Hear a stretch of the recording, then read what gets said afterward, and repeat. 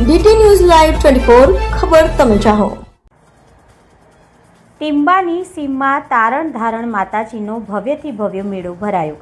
આજરોજ સતલાસણા તાલુકાના ટીંબાની સીમમાં દર વર્ષની જેમ આસો સુદ 14ના રોજ તારણ ધારણ માતાજીનો મેળો ભરાયો છે, જે આજે ભરાયો હતો। આ સીમ ટીંબા વિસ્તારમાં આવેલી હોવાથી સમગ્ર આયોજન ટીંબા ગામના બાલેસા ચૌહાણ જાગીરદાર રાજપૂત સમાજ દ્વારા કરવામાં આવે છે, જેમાં તારણ ધારણ માતાજીની માટલી ચાલલી કરી સુખડી તેમજ દૂધ અને ઘીનો પ્રસાદ ધરાવવામાં આવે છે। વંશ પરંપરાગત ટીંબા ગામમાં દીકરાની વહુને પુત્રને દીકરીને ભાણો જન્મે તો તેને બાબરી ચોલ ક્રિયા કરી માથાના વાળ માતાજી સમક્ષ ઉતારવામાં આવે છે અને બાધા પૂરી કરવામાં આવે છે અને ગામના તેમજ આજુબાજુના ગામોમાંથી બાધા કરવા ખૂબ મોટી સંખ્યામાં ભક્તો આવે છે અને દરેક ભક્તોની મનોકામના માતાજી પૂર્ણ કરે છે।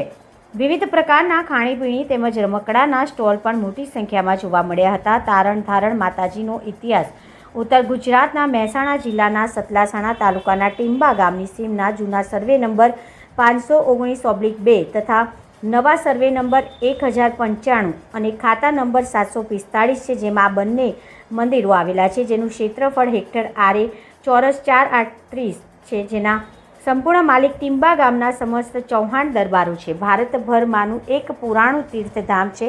તેનો ઉલ્લેખ પુરાણો અનુસાર ત્રેતાયુગમાં આ મંદિરો ક્ષત્રિય રાજાઓએ બંધાવેલ છે તથા આ ભૂમિનું જૂનું પુરાણું નામ તારાનગર શહેર હતું। રાક્ષસ છે તે સમયે ભયથી આ નગર નાશ થયેલ છે। સમયે ભોયરા વાટે નગરના માણસો પાટણમાં ગયેલ તથા આ તારાનગર શહેરના નામ પરથી તારંગાજી નામ પડેલ છે। તારંગાની ભૂમિમાં શ્રી સોમનાથ મહાદેવનું મંદિર બાંધનાર રાજા શ્રી વેણીવત્સ રાજાએ બંધાવેલ સમય છતાં પાટણની ગાદી પર શ્રી મહારાજ કુમારપાળ થયા।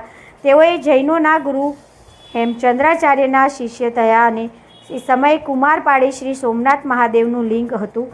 પુરાણો મંદિરમાં તે આ વિધિ અનુસાર આ મંદિરની દક્ષિણ દિશામાં તળાવ છે। તે તળાવની બાજુમાં લાડુશા વીર મહારાજના ડુંગર પાસે નવું મંદિર બંધાવી સોમનાથ મહાદેવની સ્થાપના કરાવેલ। પછી અજીતનાથ ભગવાનની પ્રતિષ્ઠા 1221 ઈસવીસન 1165 થયેલ। પુનઃ પ્રતિષ્ઠા 1436માં કરાવેલ છે। જૂના શાસ્ત્રોનો પુરાવો મેળવીને આ ટૂંકમાં સાર લખેલ છે। તીર્થભૂમિ ગુજરાત નામના પુસ્તકમાં 16મા ભાગમાં ઇતિહાસનું ઉપરનું વર્ણન છે। બ્યુરો ચીફ નરેન્દ્રસિંહ ચૌહાણ, ટીંબા, મહેસાણા।